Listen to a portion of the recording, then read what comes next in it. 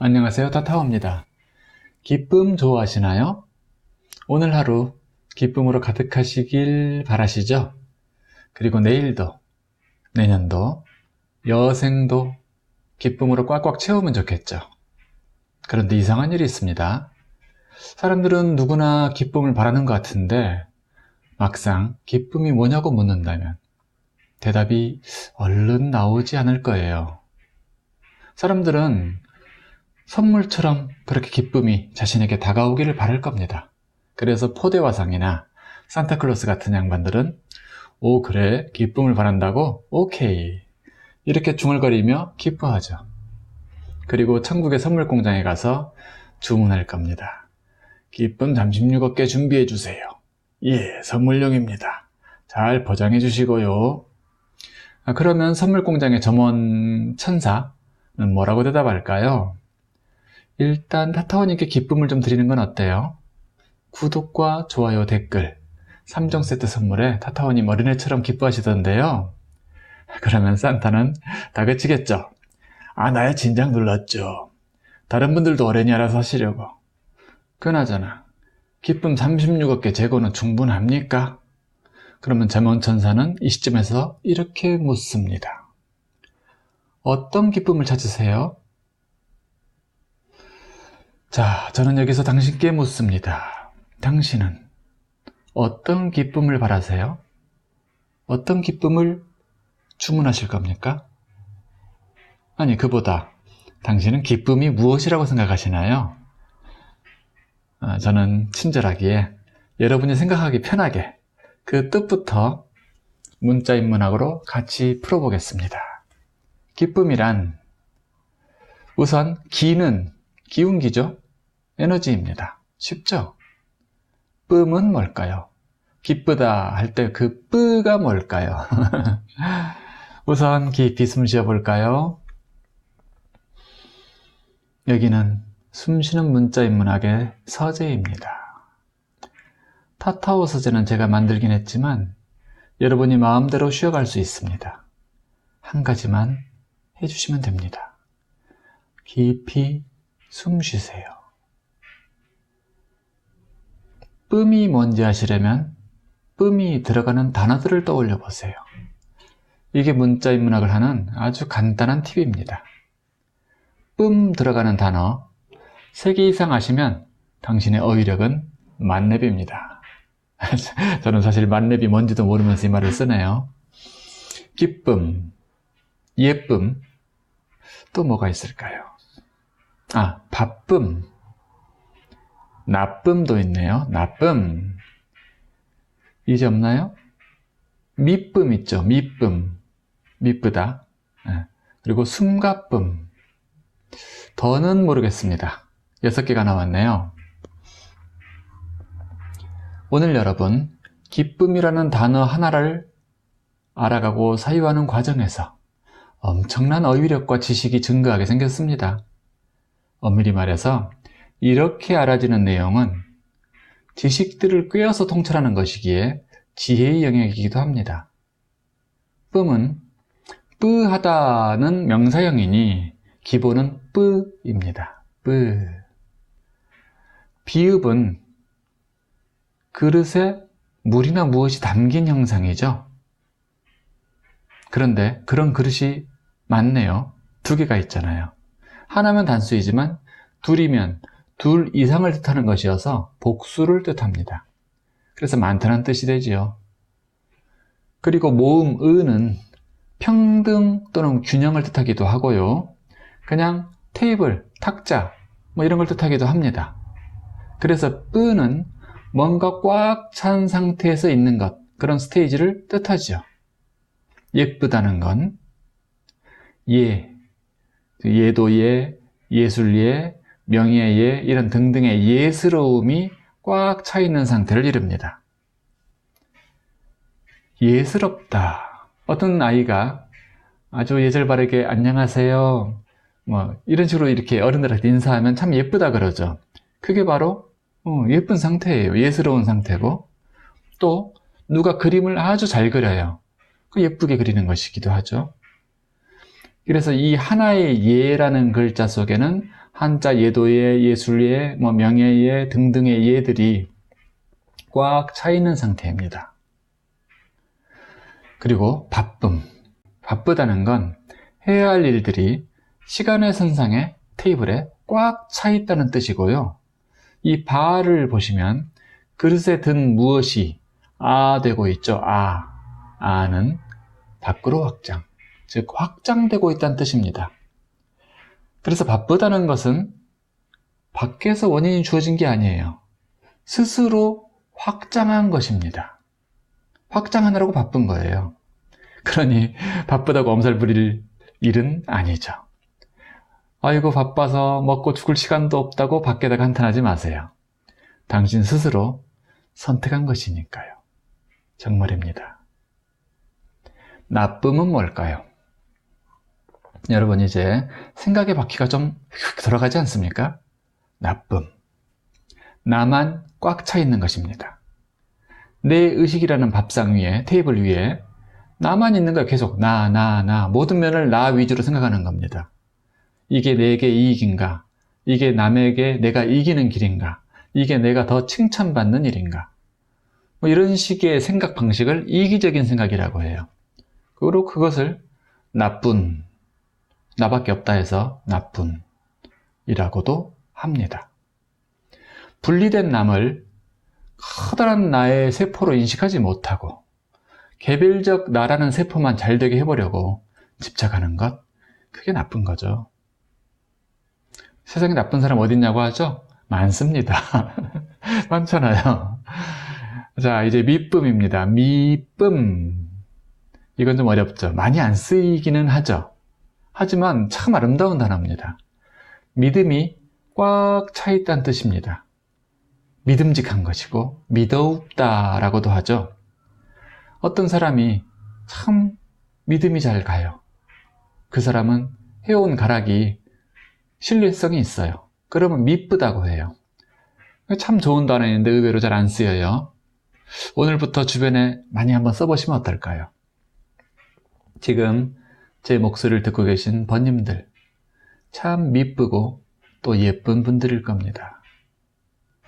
듣기만 하다가 뭐가 그리 바쁜지 휘릭 떠나버리는 분들은 바쁘거나 나쁜 거죠 뭐. 자, 숨가쁨이 남았군요. 숨가쁨. 에너지가 급히 소모되어서 숨을 가득 여러 차례 쉬고 해야 되는 상태이니 가쁨입니다. 어렵지 않죠? 이제 최초의 우리 사유거리 기쁨을 마주해 봅니다. 기, 에너지가 꽉 차오른 상태를 뜻합니다. 기가 뿜 했으니까 에너지가 저하된 상태는 생명이 확장이 잘 안 되는 상태죠. 반대로 에너지가 꽉 차오른 상태는 저절로 자연스럽게 생명이 확장됩니다.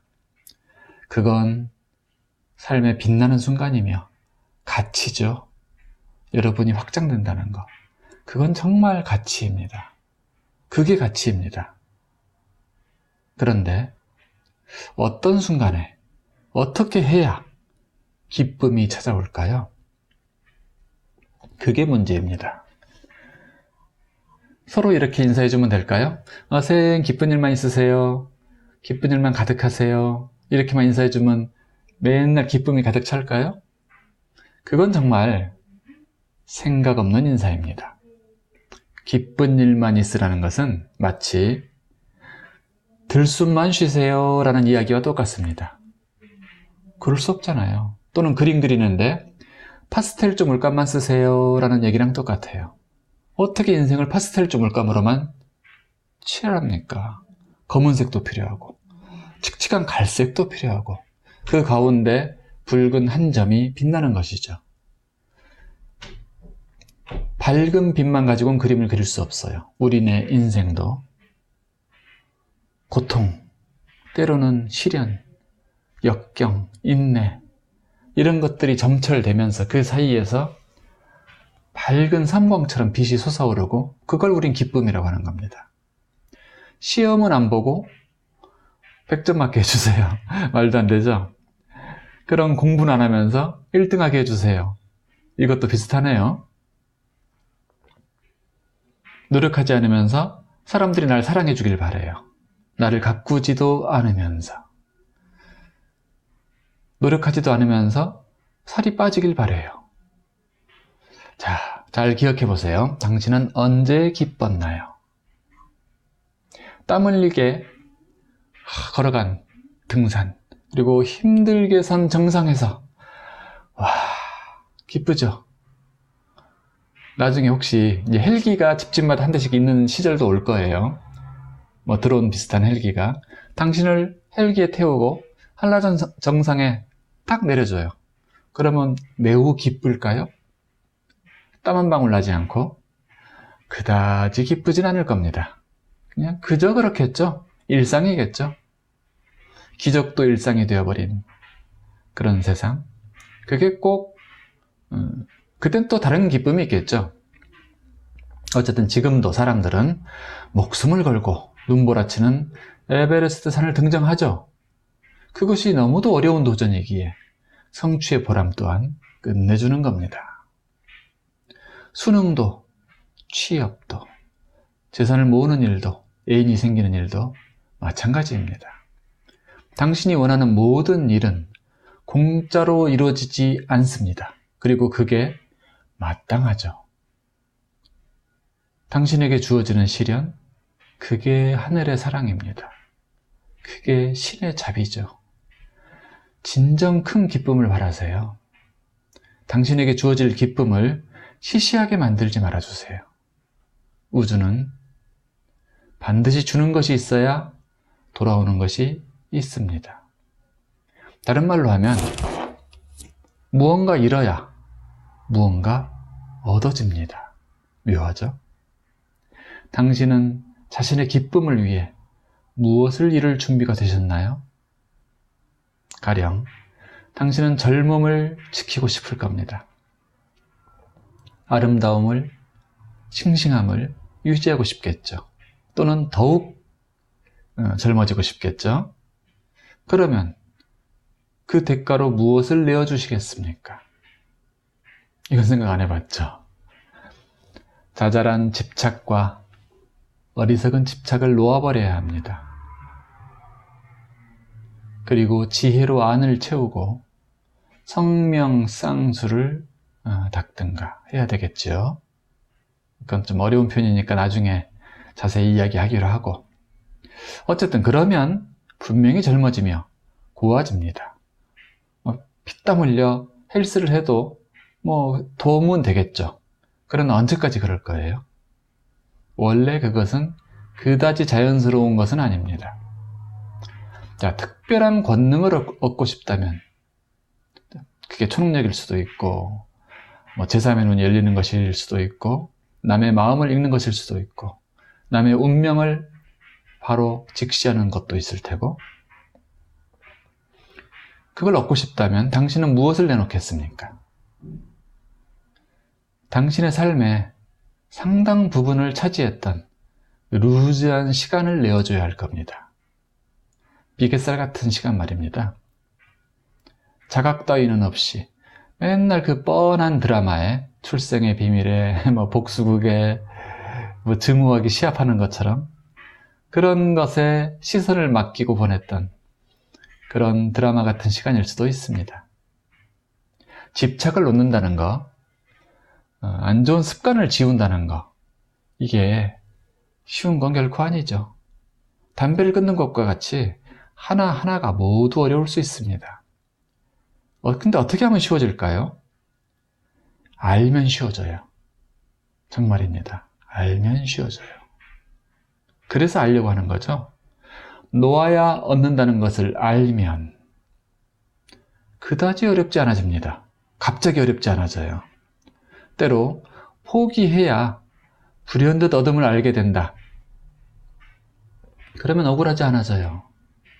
그토록 중요했던 내 주변에 대한 집착들이 내 옆구리에 비갯살 같은 것이었음을 아는 순간 당신은 문득 자유로워집니다. 저는 여전히 저 자신도 또 당신도, 우리 모두 기쁨을 얻기를 바랍니다. 다만 그 기쁨이 좀 고급지고 진귀한 것이었으면 합니다. 시시한 기쁨 말고요.